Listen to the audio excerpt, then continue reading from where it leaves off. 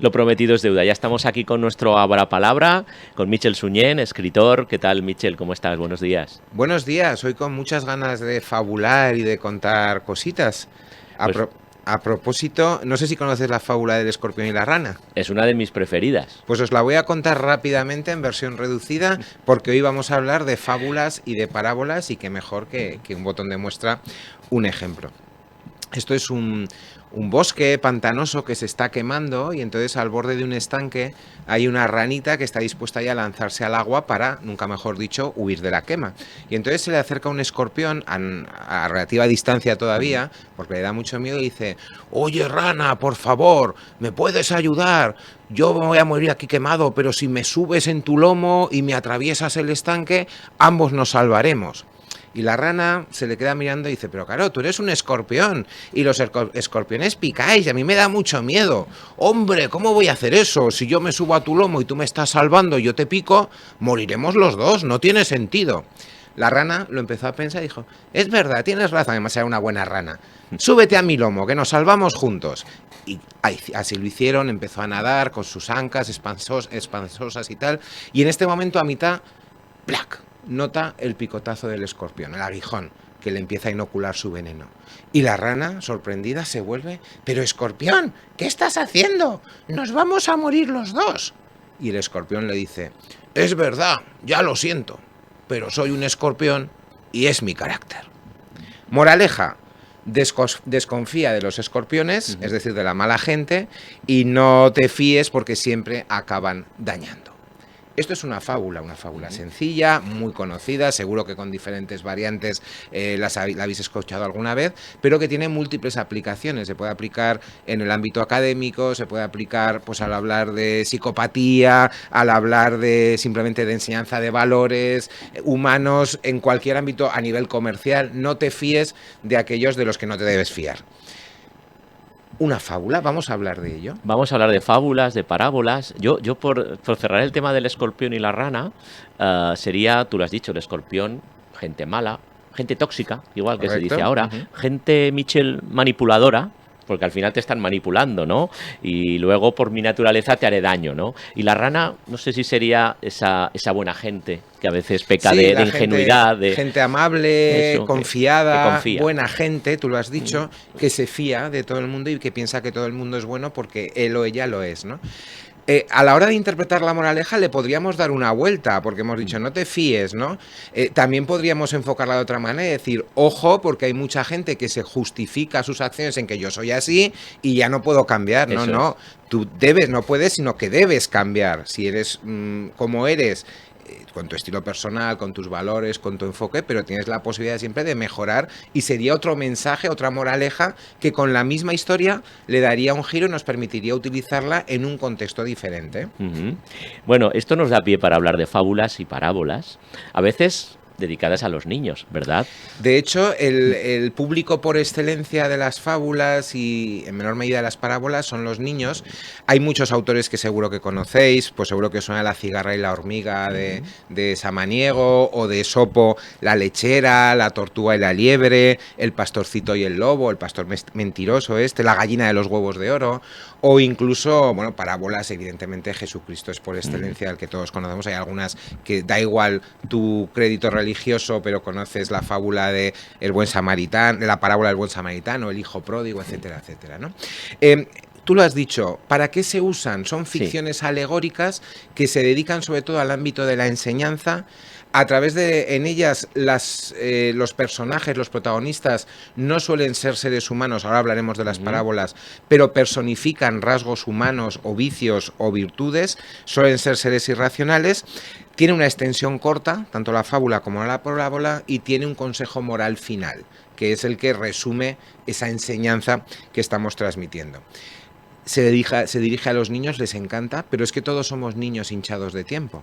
A todos nos encantan las buenas historias, nos gustan las fábulas.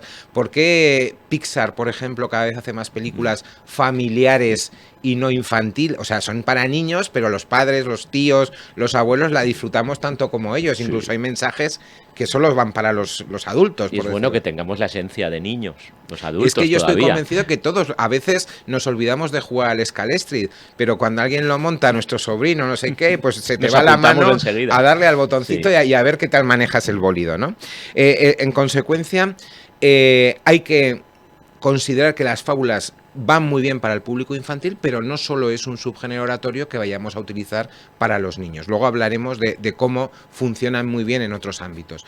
Diferencia principal entre la fábula y la parábola: son el mismo formato, con la diferencia de que en la fábula los protagonistas son animales, objetos inanimados o seres irracionales que cobran esos valores humanos, que se personalizan, y en el caso de la parábola participan los seres humanos, pero no personas concretas, ¿no? Juanito López Burdalejo ni María San Juan de los Santos. No, estamos hablando de arquetipos humanos, de símbolos: el buen samaritano, el hijo pródigo, la lechera, el pastorcillo, donde lo importante no es esa persona concreta, sino que representa un mundo de valores, de características, un arquetipo humano. Claro, los valores, que ahora, verdad, están tan puestos en duda. Unos dicen que han cambiado, otros dicen que han desaparecido. Me fijaba yo en la cigarra y la hormiga, que es la que ahora más tengo en la memoria, ¿no? El valor del trabajo contra el valor de la holgazanería, podríamos decir, ¿no? Y que al final hay que,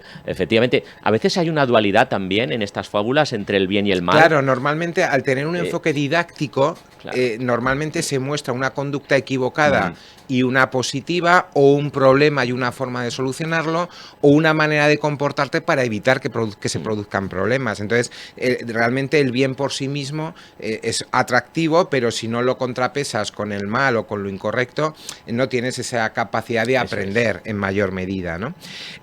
A la hora de incluirlas en nuestra oratoria, en nuestros discursos, podemos manejarlas de tres formas: inventarnos una parábola o una fábula, crearla nosotros ad hoc para lo que queremos contar, utilizar prestada estas parábolas que ya están escritas, son formatos clásicos y funcionan muy bien, o incluso tunear una fábula que ya existe, pero le damos una vuelta de tuerca, la cocinamos a nuestro gusto y en función de lo que nos interesa, para potenciar exactamente lo que nos interesa. El mensaje que queramos. En este sentido, alguien puede decir, hombre, ¿y qué pasa con el plagio, no? Porque si yo cojo una fábula de otro y no lo nombro, o lo nombro, pero la cambio. Mira, hay una cita que a mí me encanta, que algunos asignan a Víctor Hugo, otros a Campoamor, otros a otros autores, que dice que el plagio está justificado cuando el robo va acompañado de asesinato.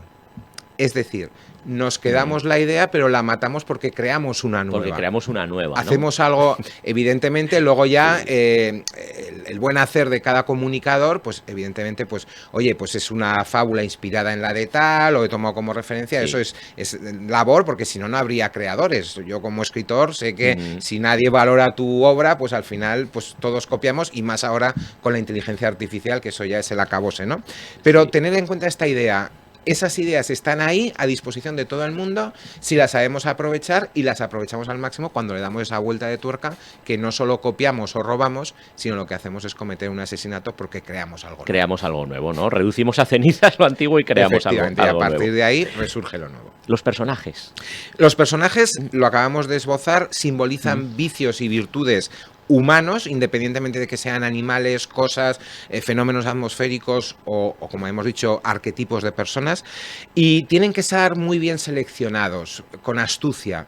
Es la clave, porque tienes que conseguir que el público se identifique con ellos, que identifique muy claramente esos valores y esas virtudes que estamos hablando. Es decir, si tú me presentas unos personajes con un problema o un dilema moral que a mí no me dan igual, me da igual el escorpión, me da igual la rana, no me generan sintonía, pues yo estoy a mi mundo, tengo un mando mental en la cabeza, hago tic y estoy en mis cosas. Y no va a calar en mí o en cualquier persona esa fábula. Y si no están bien elegidos para representar esos valores y esos vicios, no se entenderá el mensaje, no se entenderá la moraleja que tú quieres transmitir. Hay que conseguir claridad, impacto e identificación con esa elección de personajes. Volviendo al ejemplo de la cigarra y la hormiga, ¿no? Sería muy claro que nos podamos identificar con una hormiga que trabaja, que, además, que se esfuerza. Efectivamente, en el imaginario colectivo, sobre todo en nuestra cultura, la hormiga es el animal social, trabajador por excelencia, que está al bien común en vez de al bien individual, y la cigarra pues es la que canta y la que, bueno, a veces molesta cuando estamos en la siesta y suponemos que no está haciendo muchas cosas, ¿no? Partes de una fábula y de una parábola.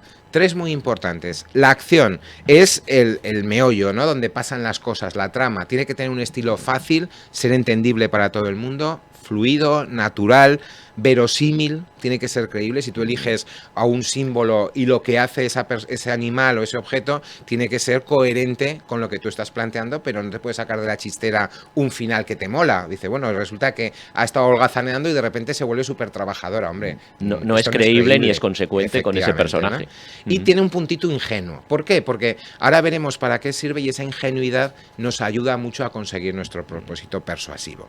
Luego están los diálogos. Los diálogos implica un estilo directo. Hay fábulas que las puedes hacer con indirectos, sobre todo los oradores que estáis empezando, es más sencillo hacerlo así. Me habéis oído al principio, hacía voces de escorpión, de rana, a veces se me ha ido un poquito. No es tan fácil porque no somos, lo digo siempre, no somos actores, no somos clowns, no somos profesionales del espectáculo, somos comunicadores. Pero es suficiente con que seamos capaces de que el público identifique en cada momento quién es el narrador, qué protagonista está hablando y qué otro protagonista está hablando. Sí, que importa. Efectivamente.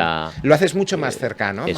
Más fácil de entender, ¿no? Facilitas esa diferenciación y te va a ayudar mucho también la mímica. Ahora estoy levantando la mano para los que estáis en radio, porque la corporalidad potencia el cómo pronunciamos y el cómo matizamos esos mensajes. Acción, diálogo, la tercera parte es la moraleja. Sin moraleja, en realidad no hay fábula o no hay parábola que se precie. Puede ir al principio o al final, suele ser más habitual que vaya al final, porque refuerzas ese mensaje que has transmitido, pero cuando hay un mensaje un poco más complicado, igual te puede interesar anticiparlo para que la historia se entienda mejor en la dirección que te interesa. Eso dependerá del público, de la situación, de la propia fábula, y lo que sí tiene que ser natural, directa, tajante y memorable. Y que la recordemos fácilmente, ¿no? Efectivamente. ¿Cuándo usarlas? Mira, sobre todo cuando decir lo que queremos decir de manera clara y directa puede molestar, puede resultar agresivo o puede ser contraproducente. Yo quiero cambiar un vicio o un hábito en mis alumnos de clase, pero como son adolescentes, si les digo directamente esto lo estáis haciendo mal, estáis equivocados, tenéis que aprender de los mayores, me van a decir tururú. Va a entrar por un oído y saldrá por el otro. Inmediatamente, en cuanto vean que eso suena a sermón o a moralina, no a moraleja, sino a moralina, van a desconectar.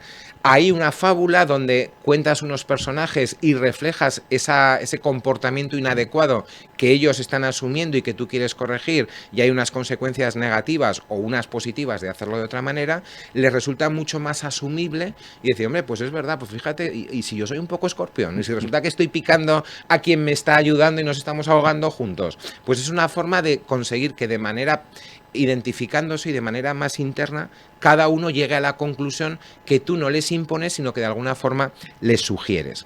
Esto también se puede hacer, evidentemente lo hemos dicho en los auditorios infantiles, pero también en la política. A veces, sobre todo cuando quieres llegar a acuerdos, si abiertamente dices lo que no te gusta del rival, del oponente, el enemigo es un poco exagerado, ¿no? Aunque a veces lo parece. Pues vas a generar esos rechazos, esos frenos, y muchas veces plantear estas historias aparentemente ajenas a las partes permite centrarte en los hechos, no en las opiniones o en las posiciones, y entender mejor las consecuencias de lo que se está haciendo de una manera o de otra. La enseñanza, la política, el liderazgo, la dirección de empresas, la atención al cliente, a veces también contestar a una objeción, pues lo haces de manera indirecta con una parábola o una fábula y el cliente se queda más satisfecho que si estás diciendo usted no tiene razón. ¿Cómo le voy a hacer esto si está equivocado, ¿no? Efectivamente, es otra manera de decir lo mismo, pero llevando ese mensaje. Y por último, la acción oratoria. Cuando llevamos las fábulas y las parábolas a los discursos, es una acción. A ver, los subgéneros, siempre me lo habéis oído decir, son formatos clásicos. Desde hace mucho tiempo, en la antigua Roma, Grecia, ya existían, pero que siguen funcionando muy bien en los tiempos actuales. Por eso son clásicos, y esto lo tienen la fábula y la parábola. Funcionan bien si sabemos adaptarlas a los nuevos tiempos, identificar al público con sus mensajes, etcétera, etcétera, ¿no? Ahora bien, ofrece muchas posibilidades en la oratoria, pero también es una exigencia mayor. No es tan sencillo, sobre todo si estás empezando, empezar a hacer voces o sentirte como jugando a ser escorpión o a ser rana en un momento determinado, ¿no? requiere interpretación, la interpretación siempre implica una dosis de talento, pero mucha ejercitación, mucho entrenamiento, mucha experiencia, práctica, evidentemente. Esto lo digo siempre y así vais adquiriendo un dominio progresivo de este subgénero oratorio. Si las ejecutamos bien, ¿qué vamos a conseguir? En primer lugar, despertar el interés. En segundo lugar, dejar huella, ser memorables, lo que decíamos antes. Mantener esa lección que hemos transmitido y que se vive en primera persona, más como un descubrimiento que como una imposición ajena, y promover el cambio de hábitos o de actitudes que estamos buscando. Pues colorín colorado, ¿no? Este cuento ha funcionado, podríamos decir. Ha funcionado, hemos aprendido mucho de las fábulas, de las parábolas aplicadas a nuestra vida diaria. En Abra Palabra. Michel Suñent, muchísimas gracias. Hasta el próximo espacio. Hasta pronto, seguimos comunicando.